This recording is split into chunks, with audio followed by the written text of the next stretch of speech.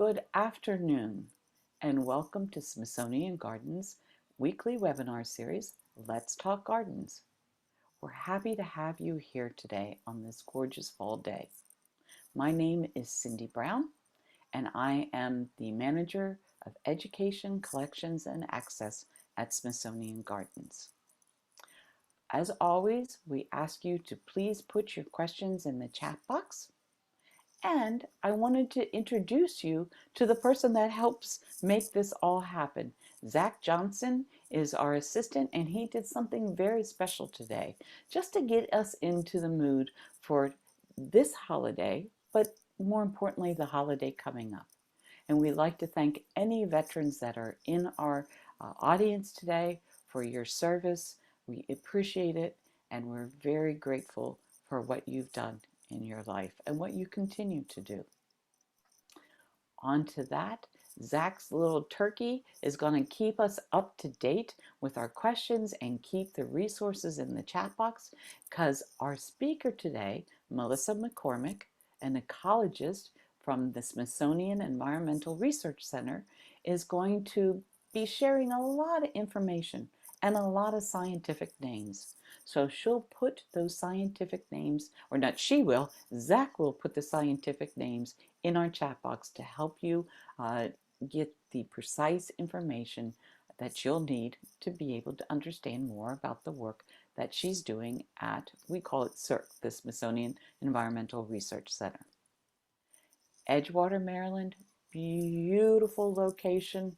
We're still not doing as much at our facilities as we did pre-pandemic, but you can walk on their trails, as Melissa told me. So that would be a wonderful thing for you to do.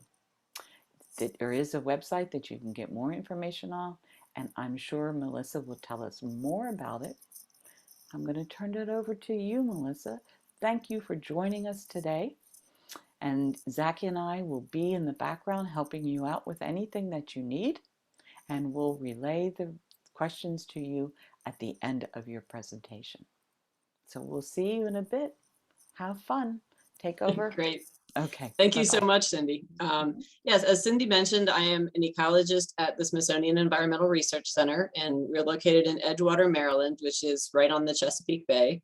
So we have some beautiful forested areas right outside the door of my office, and some nice trails that are open to the public 6 days a week. I believe it's from 8:30 to 4, but you could certainly find that information on the SERC website. I want to double check to be sure that we can all see my screen, my title slide for my talk. I can see it. Looks great. Thank you. Okay, great. Thank you very much.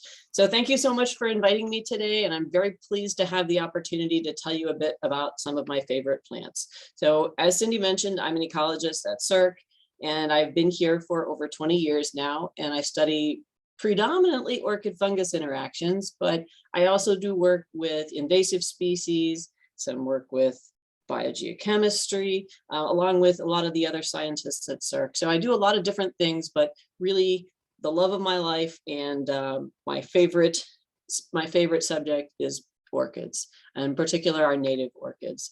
And orchids have long been considered the queens of the plant world.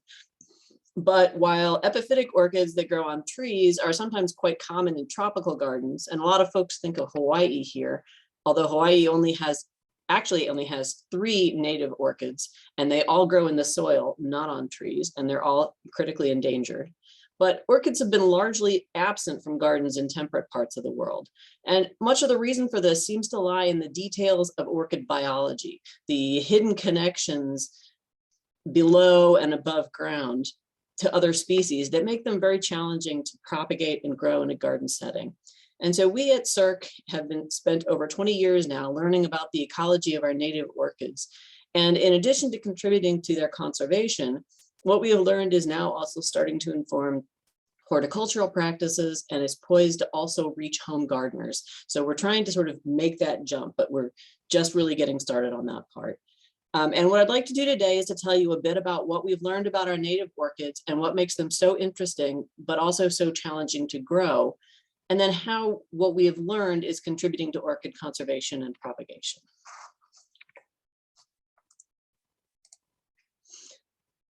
So to start out telling you a little bit about orchids, our native orchids anyway, there are approximately 30,000 species of native orchids in the world, and that makes up about 10% of all flowering plant species.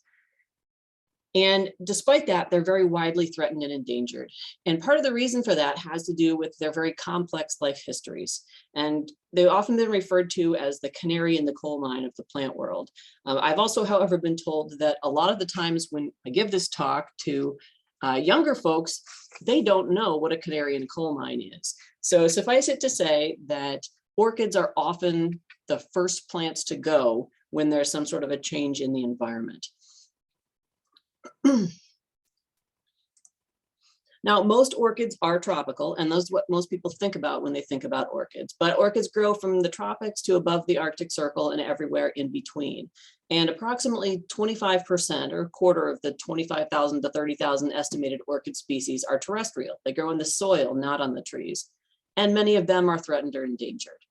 Now, North America has 200 to 220, depending on who you ask, maybe 250 native orchid species, depending on whether people lump the species together or split them apart based on small differences.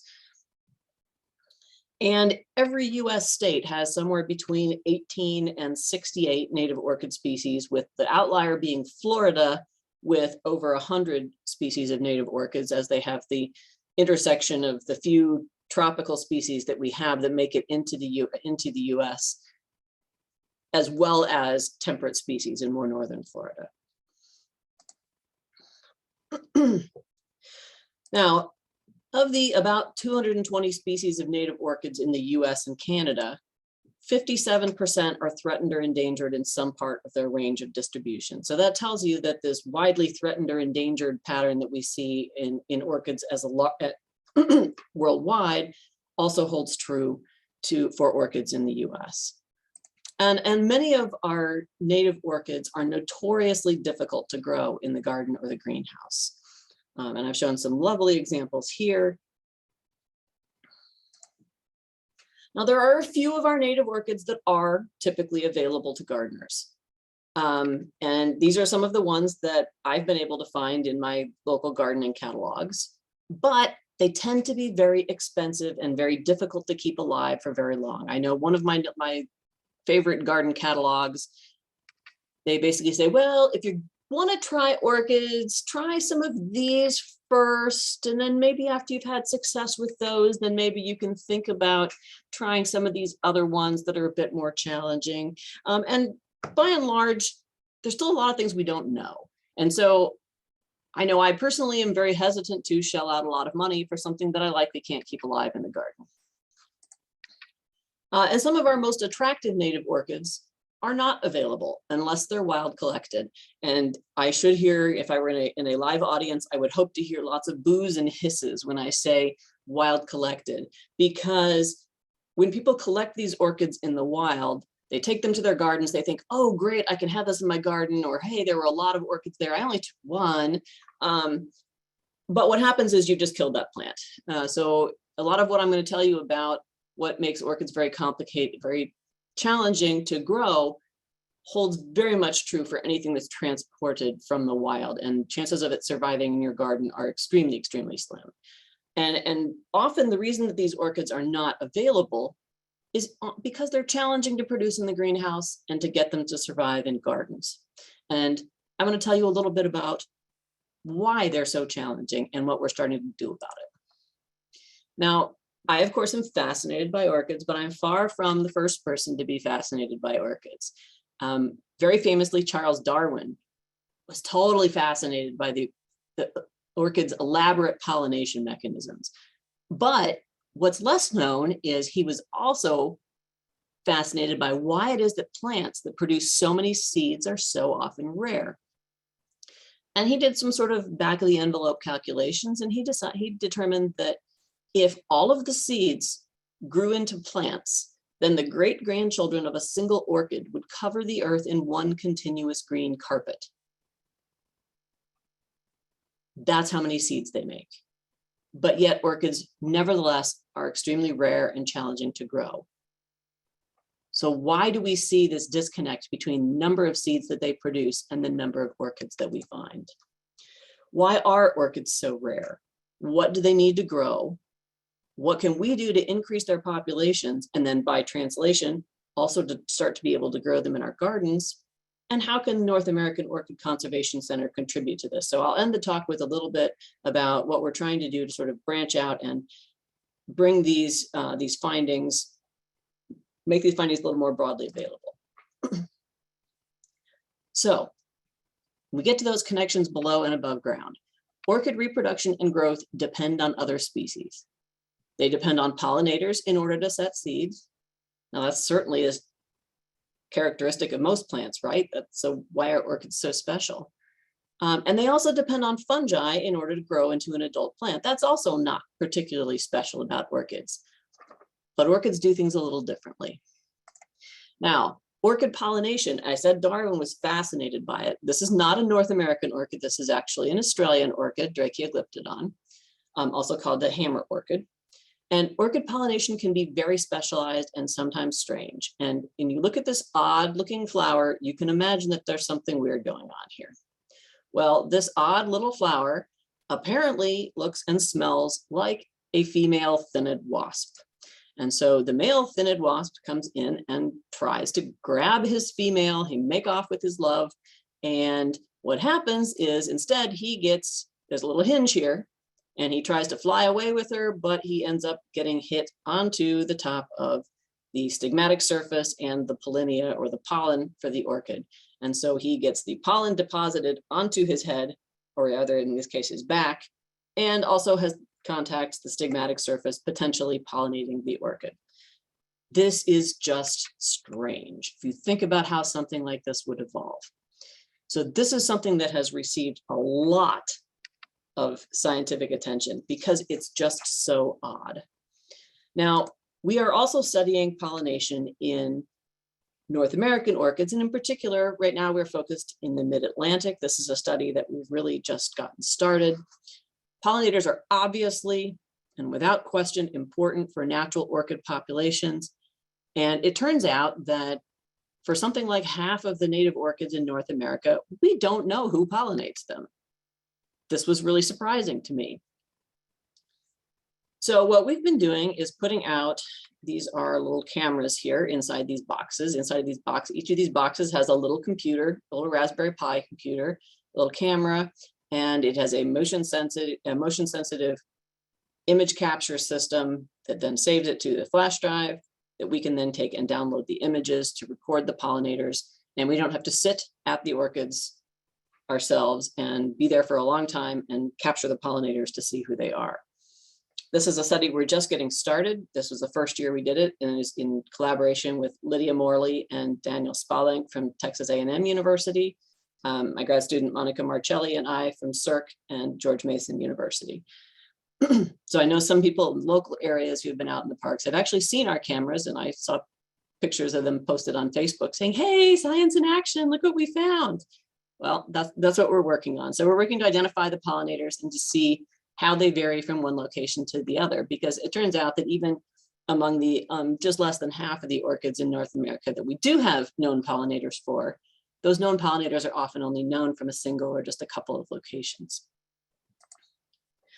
So we've set out a study, we put out cameras at all of these different locations on a number of different target species. And basically, just to make it really short, this is the first year of the study. We found that both pollinator visitation and the identity of the pollinators vary from one location to the next, which tells us that it's really important to be able to look at multiple locations and multiple species. However, I told you I focused mostly on orchid-fungus interactions. And while orchids certainly require pollinators, what I'm going to focus on, and pollination is critically important for reproduction in natural populations, but in your garden, you really just need the orchid to grow. And so what's even more critical for growing things in the garden and for propagating orchids for conservation is the fungi that they require in order to grow from seeds to a reproductive plant. Now, orchid seeds, such as you can see here, are extremely, extremely small. These are called dust seeds for a really good reason. They're just very small and they contain little or nothing in the way of nutrients for the orchids to grow. And so they need a little bit of help to grow from those tiny seeds into these little white rice-free rice grain looking things that are baby orchids before they're then able to continue growing with the help of fungi to the mature plant stage. Now, if this is what you think about when you think about plants and fungi, then I'm going to be telling you about something different. These, of course, are largely pathogenic and in some cases, things that we see on our fruit that we'd like to eat. But fungi do a lot of other things. And one thing that's needed by most plants is a mycorrhiza. Now, a mycorrhiza is a symbiotic association between a plant root and a fungus. And this is characteristic of most plants in most ecosystems. At least some individuals in all plant families have this type of association, and it's critically important for access to nutrients, water, and pathogen protection. But some plants are especially strongly dependent on mycorrhizae. And if you think of mycorrhiza, meaning myco, meaning fungus, rhiza, meaning root, it's the two of those things living together. You can see here some examples from little pine seedlings that have actually not a whole lot in the way of roots, but if you count all of the soil that can be accessed by the fungi associating with those roots, those are all nutrients that the plants have access to. And for most plants, this is a nice two-way exchange where the fungi are providing a whole bunch of nutrients for the plants that they need, in particular nitrogen and phosphorus that the fungi have access to.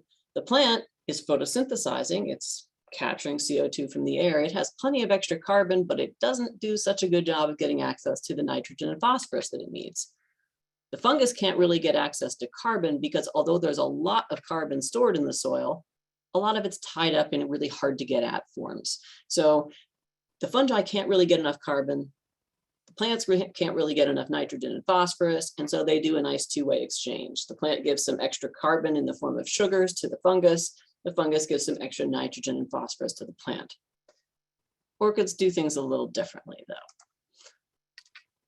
Orchids take their mycorrhizae to an extreme. They cheat their mycorrhizal fungi. They actually eat them. They produce chemicals that cause the fungi to be digested, and they absorb the nutrients from those fungi. Orchids are also entirely dependent on fungi for all of their nutrition, at least early in life. And this early life stage may last only a few months or many years, depending on the orchid species and the environmental conditions at the time.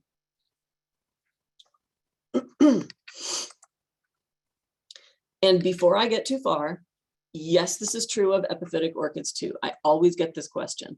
Epiphytic orchids do things a little bit differently in that they become more green. They become green more quickly after germination, but they are still living off of fungi that are growing living in and on the bark of the trees that they're growing on. There's a lot more fungi there than you would expect. It is not often true of commercially produced orchids like you can buy at your local store. And part of that has to do with the not knowing what fungi these orchids would use. Often they are commercially produced hybrids that don't naturally occur in nature. If those orchids were to grow in a natural environment, they would take on fungi from their environment in order to supplement the nutrients that they're able to get themselves. But in a pot, in a store, they're often vegetatively produced. So they've been produced without fungi, and they often don't have them.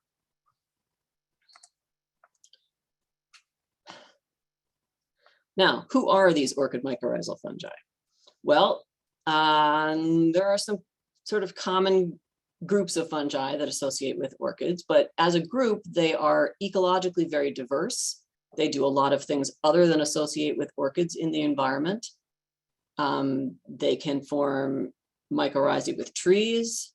They can be parasites on other fungi. They can be pathogens. Often they are decomposers, so they're breaking down leaf litter and woody material in the environment.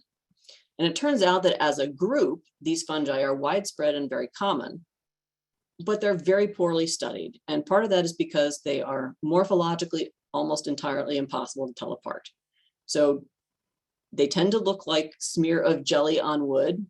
that may or may not become entirely transparent when it's dry. So they're hard to see. They don't have any features that make them, they don't make an obvious mushroom that would allow you to say, oh, that one's different from that one. And so they've been really hard to tell apart. And as a result, we don't know a lot about where they are and what they do. We do know that they associate with orchids.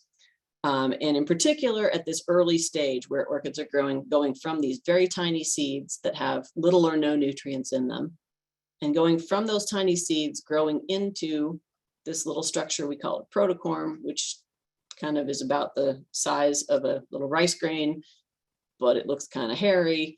And that germination stage, to get from the seed to this protocorm, requires fungi, and it requires specific fungi. And for some orchid species, we can get around this requirement for fungi in the lab under very special conditions, under sterile conditions in the lab. We provide them with all the nutrients they need. In nature, they would never get that. So in nature, orchid seeds will not germinate and develop into a protocorm without the correct fungi being around. And during this early stage, then the fungi provide all nutrients, including carbon, to the orchids. Now, once they become a little bit bigger and start to become green, they can provide at least some of their own carbon, but they tend to still rely on fungi for a lot of their nutrients. And in particular, if you look at this little seedling right here, you will see that it has a nice little leaf, and you will see that it is entirely lacking roots. So unlike most plants, when they germinate, the first thing they do is send down a root to try and get some nutrients. Orchids don't. The first thing they produce is a leaf, because they're living off the fungi that are sort of functioning on their roots, functioning as their roots. And the fungi are growing into the cells of this portion here that is the remnant bit of protocorm, and providing all the nutrients they need to grow.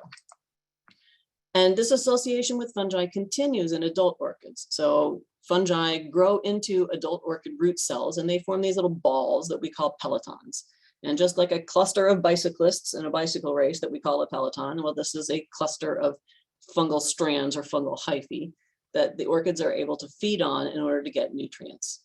And they continue to do this throughout their lives. And what we've found is that being able to rely on these fungi helps orchids to tolerate stress. It helps them to tolerate suddenly being shaded. It helps them to tolerate surviving drought. Things that they otherwise cannot do without their fungi, because they can say, if it's very dry, they can close their stomates to preserve the water they have and live instead off of digesting their fungi.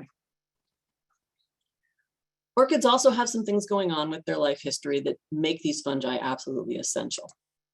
Now, if you think about most plants, and you think about, well, they start as a seed, they grow to a seedling, they develop into a vegetative plant and then a flowering plant, and flowering plants produce more seeds. And all of these stages here depend on light. Well, orchids have those too, but they add a few other complications into this.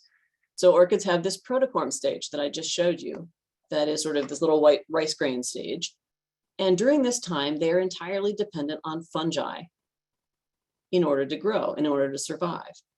And the fungi continue to be important as seedlings and vegetative plants and flowering plants.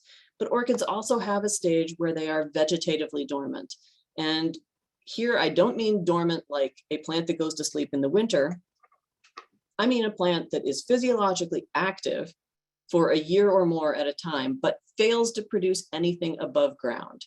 So it's just living in its below ground parts for a year or more. So it just kind of skips the growing season for a year or two or more and doesn't produce anything above ground. And during that stage, they're also reliant entirely on their fungi in order to grow. So one of the first things that we needed to do when we said, all right, well, we want to know what fungi are doing for these orchids. And the first thing we needed to know is, well, what fungi do they need? And I showed you some examples of sort of the general group of fungi that associates with orchids, but what does any particular orchid species need? Is just one fungus okay? Is there a couple of different fungi they can use? Are there even more?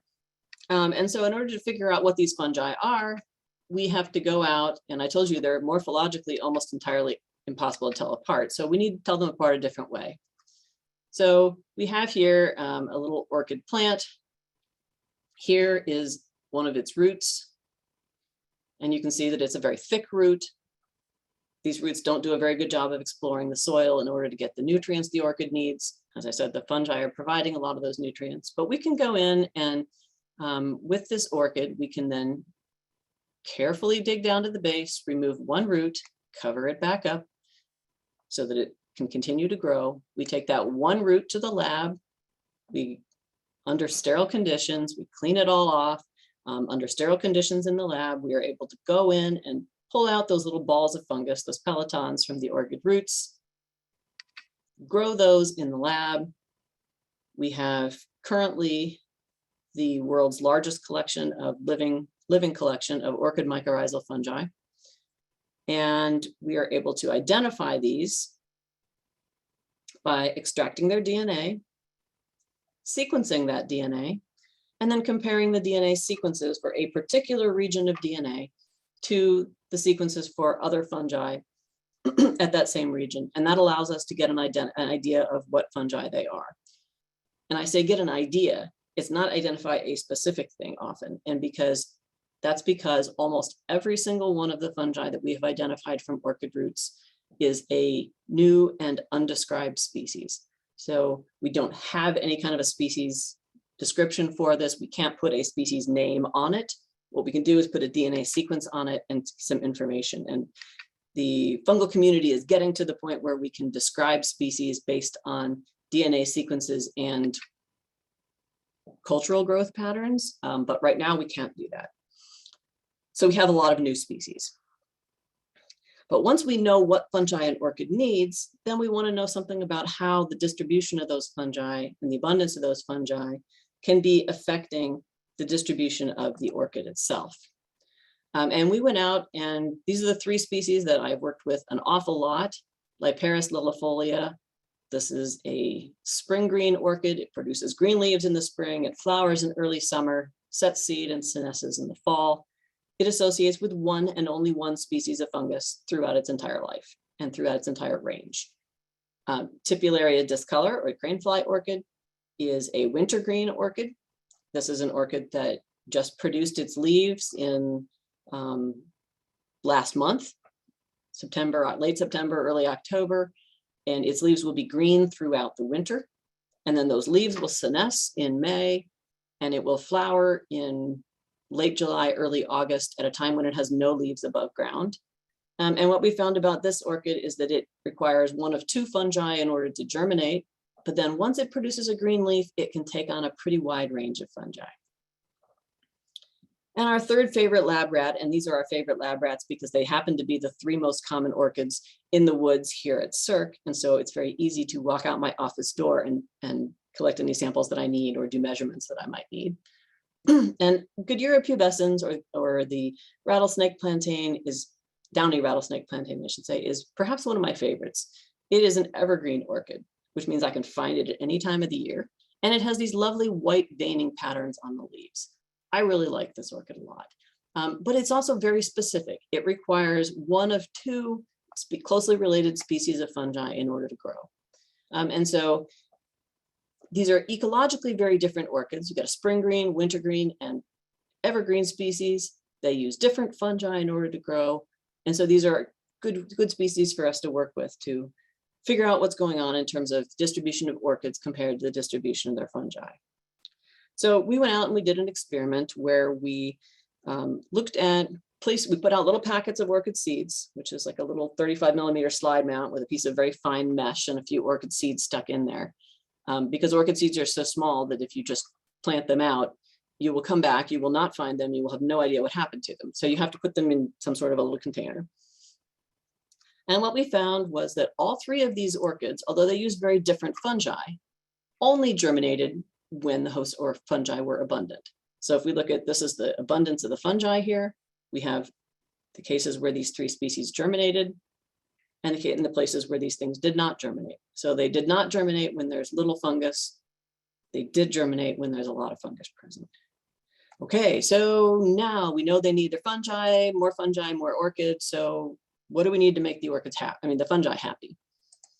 And so we also did an experiment here. We went out into the woods and we either added wood chips, such as you can see here, or ground up leaf litter, or we added nothing. And we looked to see how well the orchids germinated, and we looked to see how common their fungus was.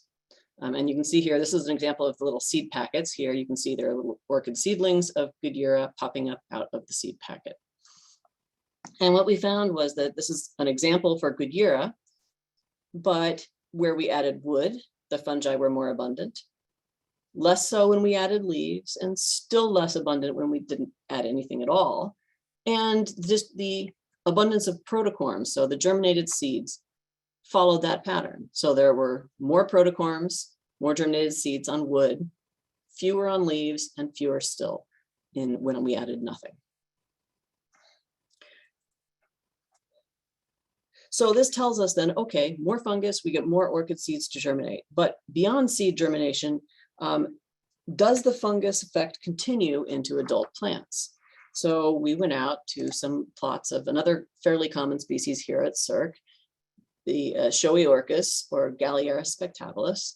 And what we found was we had plots where we had monitored the number of orchids in an area. This is a 1 by 1 meter area. There were either no orchids in that 1 by 1 meter area, 2, 4, 6, you can see how many, we maxed out at about 7 orchids in a 1 by 1 meter area.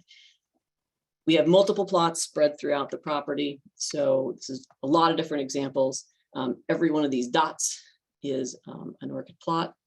And what we did was we went out and we measured how much of the right fungus was in that plot in the soil. And how did that relate to the number of orchids we found? Well, sure enough, those plots that didn't have very much fungus at all had also very few plants. And those plots that had a lot of the right kind of fungus also had a lot of plants. Okay, so we've got a nice relationship here. We also found that the plants that were associated with spots where there was more fungus were larger, they were more likely to grow big, they were more likely to flower. So this tells us that there's a very significant component of not just the abundance of orchids, but also how fast they grow, how well they grow, how much they flower. Clearly there's a relationship here. So do we go from, okay, if you make the fungus happy, you get more orchids? Well, we know seeds only germinate when there's enough of the right fungus. More orchid seeds germinate when there's more of the right fungus. And as I just said, orchids were bigger and more likely to flower when their fungi were more abundant. And this should mean that more of the right fungi leads to more orchids. And so we said, great, we've got this nice relationship. Can we take that, and this is some work that we're just getting started on, can we take that into the greenhouse? Can we take that into more of a production setting? So what we did was we worked with Peter Zale at Longwood Botanical Gardens, and Peter had germinated a bunch of seeds of Goodyear tessellata, the checkered rattlesnake plantain, and Platanthera bicolor, or bicolor fringed orchid. And he had germinated those in the lab under conditions without fungi, but we had fungi. And so what we did was work with him to see, all right, well, what kind of pots can we put these in? Does it matter what kind of media they're growing in? Does it matter whether or not we add fungi to that media? So we worked with him to identify a number of different choices for growing media. We have peat and sand without fungi, peat and sand with fungi, sphagnum moss without and with fungi, sphagnum moss with some wood without and with fungi, and sphagnum with more wood without and with fungi. And what you can see from this is we looked at how abundant the fungus was as a result. And you can see that for Goodyear tessellata, there were some clear differences. First of all, more fungus if you add it, quite that makes sense. But they seem to do best the fungus seemed to do best in the pots with just sphagnum, and not quite as well in those with 10% or 50% wood. They did not do well at all in the peat and sand mixture. And the fungi for the Platanthera bicolor also did not do well in the peat and sand mixture. Also, of course, there was more of it if we added it, makes sense. But it seemed to like the pots with the 50% wood and less so the pots with 10% wood. So these two fungi needed different things in order to grow. And I've showed just an example here for the Goodyear tessellata.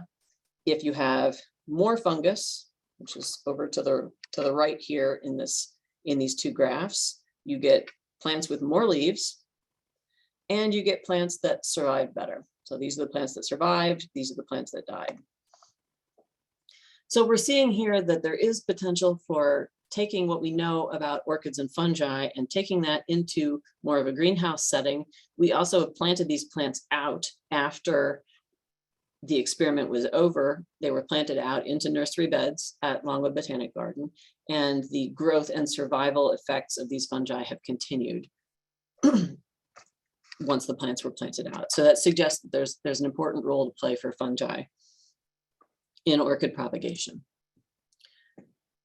Now, of course, I've been focusing on the fungi in this orchid life history, but I don't want to totally leave out light.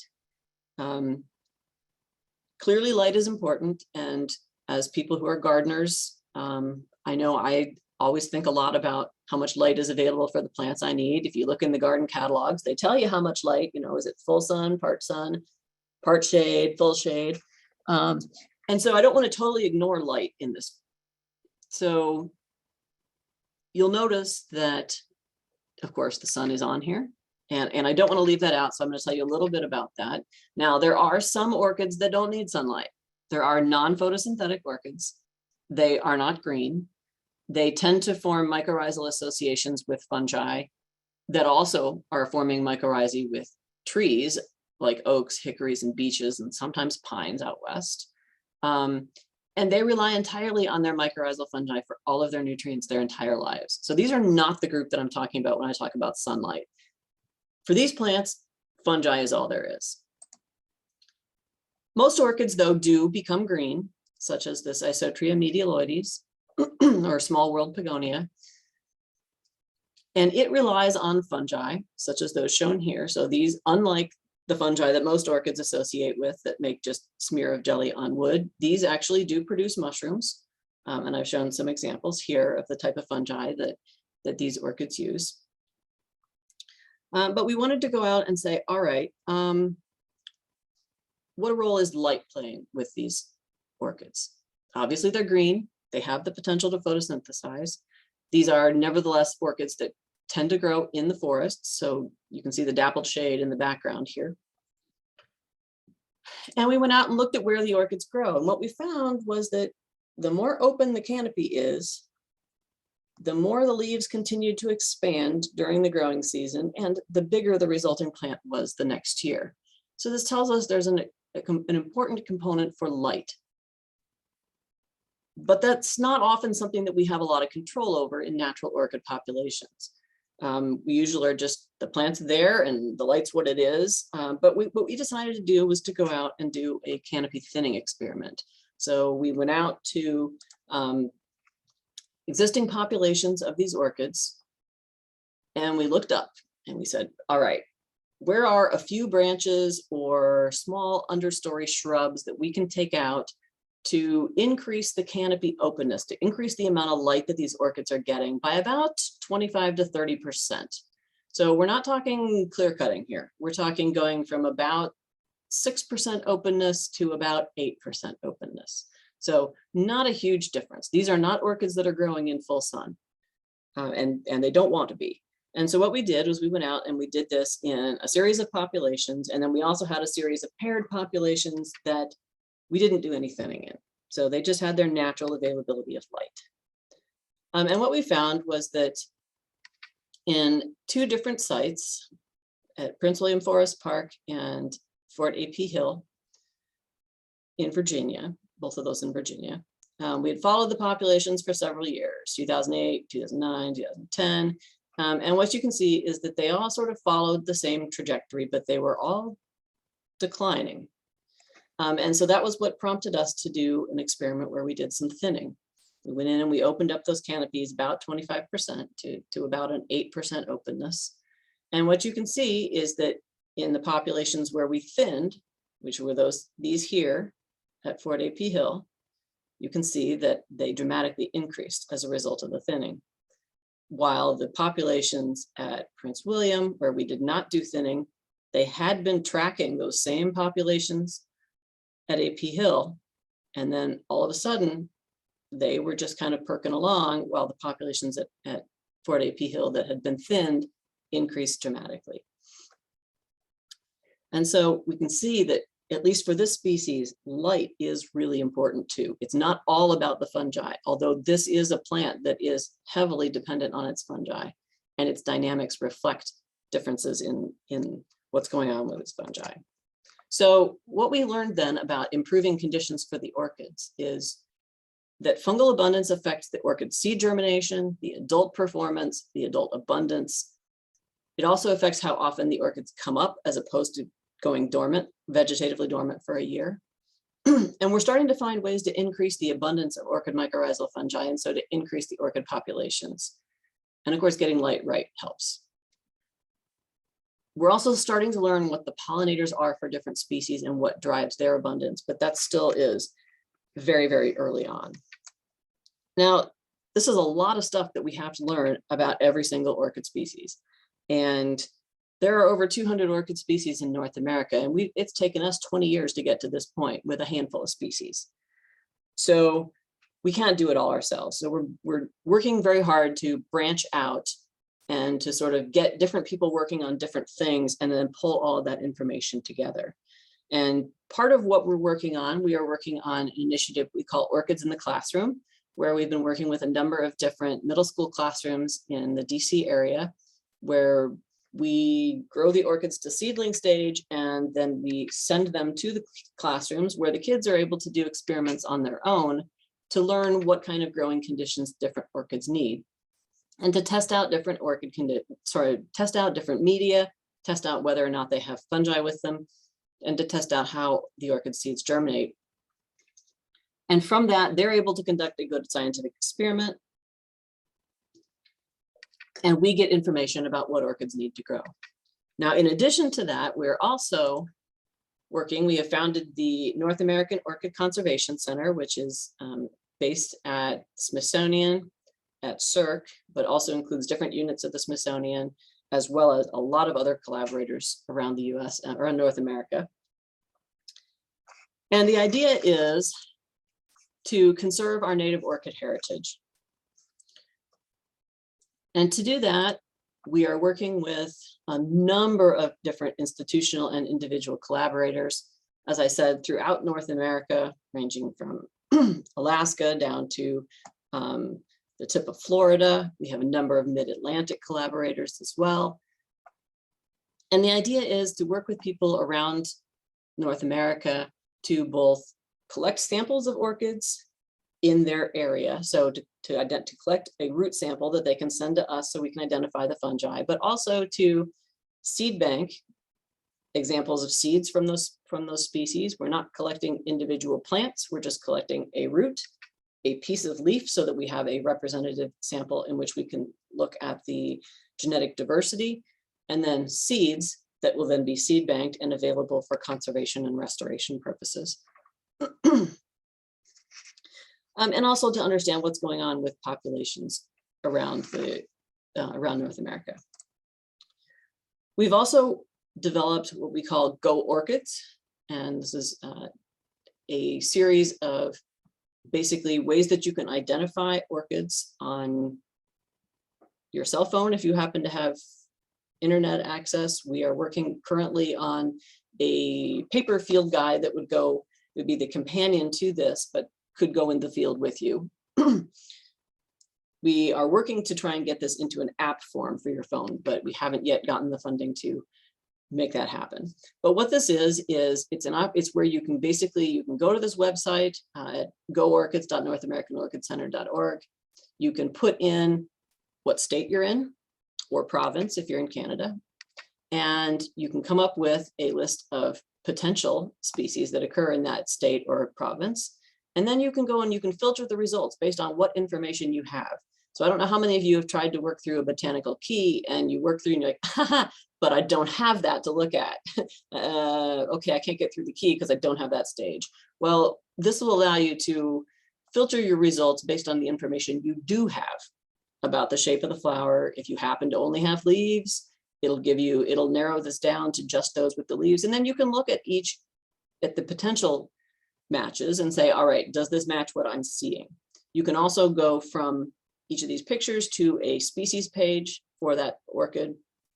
It'll tell you something about where it grows, what are the characteristics of it, tell you what its distribution looks like, and how common it is.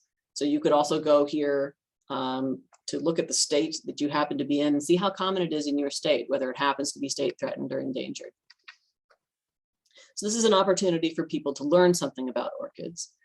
We've also developed what we call orchid-gami, and these are 21 punch-out models available that we have 6 more. They're still looking for a sponsor, but I don't know if you see my camera as well as my screen, but here's an example of one of the orchid-gami models.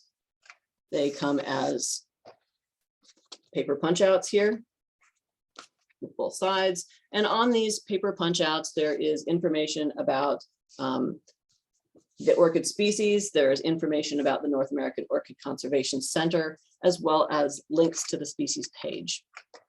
And each of these are available on our website for free to print out for yourself for free. Then you have to cut them all out yourself, but the punch out models themselves are currently available for I think it's a small donation, but we're also working with a publisher to put together basically a book that has a number of these in it.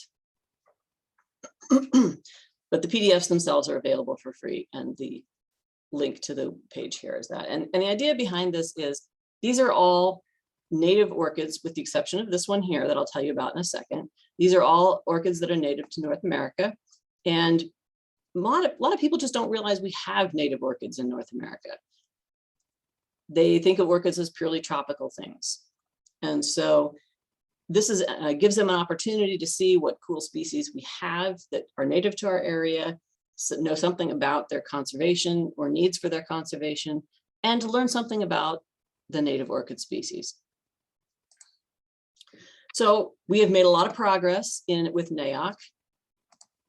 Like all efforts of this sort, of course, the long-term success of NAOCC depends on development of a sustainable funding base. And we're still working on that, but we've got to start.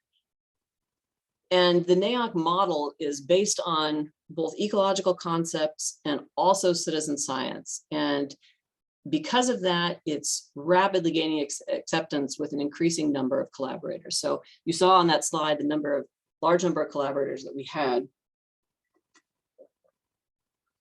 throughout North America, and we get a lot of support from citizen scientists for that.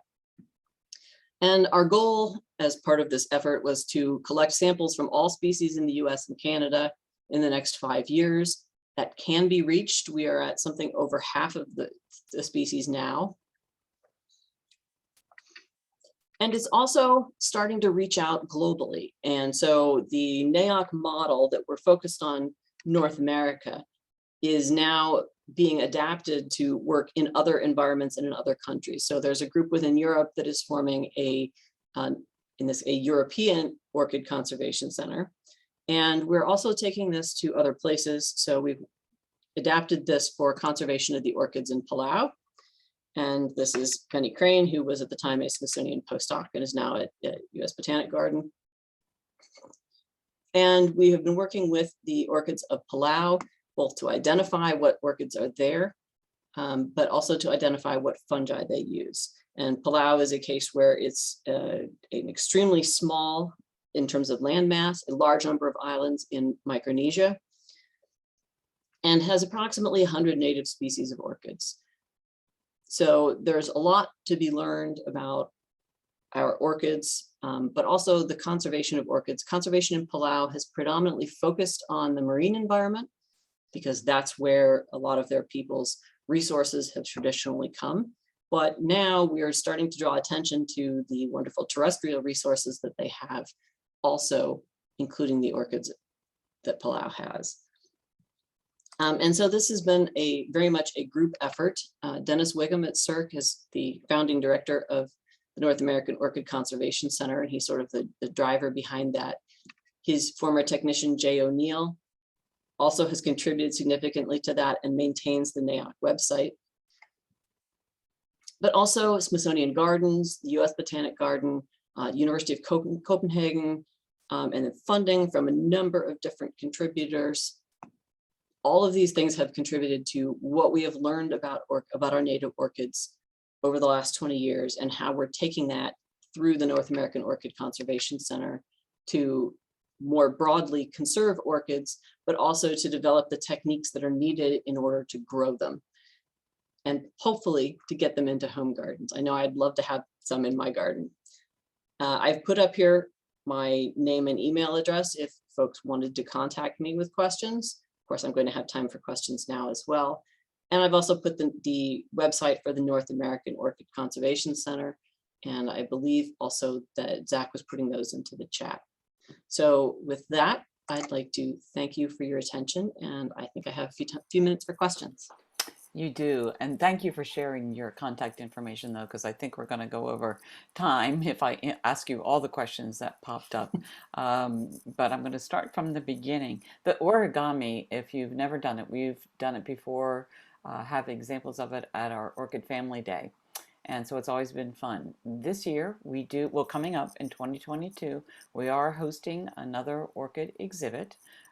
We have a tropical collection, though, not a native plant collection or native orchid collection. So we're a little bit different at Smithsonian Gardens, and at our exhibit, we will have tropical plants for the most part. But I wanted Melissa to come along, visit us today and give us this information because she will be featured in our orchid exhibit. I'm not going to give away the theme, Melissa, so don't tell them. But we're creating a series of videos to make the experience more virtual in case you can't get down to the orchid exhibit. And we're making sure that activities will appear on our website as well, so that you'll be able to learn more about the orchids in our collection, as well as have information about Melissa and the work that she's doing at SERC, which is just fabulous. Somebody wrote in that they said, I didn't know that much about orchids. That's a double negative, but she was very happy to learn more about orchids through this presentation, and I am too, Melissa. It's just fascinating. People have to go outside in the woods around here and just open their eyes and look, but do not harvest. Do not harvest. You'd be taking something out of the wild where it's going to thrive and take it into your garden. Well, it will not thrive. And Melissa, you did a great job of explaining why it will not thrive. So enjoy them in the woods, visit them there often, but leave them in the woods. So with the questions that we have, one of the questions that came up, do orchids with a narrow species range of fungal symbionts are rarer than orchids that associate with a widespread fungal community? The answer to that is not necessarily. So that is something that we've done a lot of research on, but an orchid that's very specialized on a fungus that itself is very widespread can be widespread itself. Whereas an orchid that, in general, the orchids that can use a wide range of fungi, they still don't use everything and anything. So depending on what particular fungi are in that wide range, orchids that can use a wide range of fungi tend to be more widespread. And in fact, one of the things that we learned from Palau is that the orchids that were able to colonize Palau from elsewhere were those that were able to use a wide range of fungi. But the orchids that have evolved on Palau are those that tend to be those that can use only a very narrow group of fungi. So they've specialized on those fungi that are themselves particularly abundant in Palau. So that's just sort of an example of where we see that on a very small scale, or it's not a small scale. So it's globally in terms of the distribution of the orchids, but Palau itself is fairly small. But we see that same thing happening in the environments around, say, in the mid-Atlantic. So what we see is that the orchids that can use a wide range tend to be widespread, but the orchids that are specialized are not necessarily rare. Okay, good. This one I'm curious about too. Are you particular about the tree species that you use in your experiments? And the question is specifically for what species of tree was used for the wood chips on the plantain, the rattlesnake plantain? So we used tulip poplar wood for that experiment, and the reason we used that is because it was one of the most common trees in all of the forests where the rattlesnake plantain occurred. Okay. The orchid itself is not super picky about the type of wood, or the fungus, I should say. The fungus is not super picky about the type of wood that it needs, but it has to be hardwood.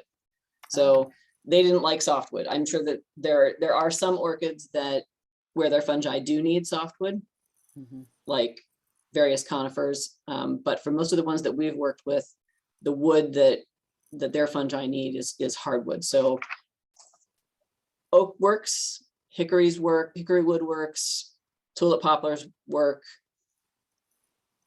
birches work. There's a lot of other options that would work. I'm not sure that walnut would be a good choice, but no, not with the juglansia. So there's some exceptions to that, but yeah, they're not super picky. Yeah, I was hiking. I did a lot of hiking in the Rockies, and I saw them living on pine wood. Some of the native orchids up there at the headwaters of the Colorado. So that was really fascinating. Any findings on water? Orchids in their backyard or along an ephemeral creek that sometimes floods and gets saturated. Would that kill the rattlesnake plantains, or might they just be dormant? So the rattlesnake plantain isn't one that tends to go dormant for very long. Okay. So unlike a lot of the other species, it does not hang out for a long time without leaves. It's also one that likes somewhat drier conditions in our more mesic forests. So it's not one that's going to be out in the desert Southwest. There are orchids that are, but it's not one. But it's not one that likes being submerged for any length of time. So it would probably tolerate it for a short period, but not for a long time. There are other orchids that very much are dependent on how frequently they're submerged, how deeply they're submerged. So a lot of the wetland orchids are very, very touchy in terms of how much water they need and how long they need it. That's great. Okay.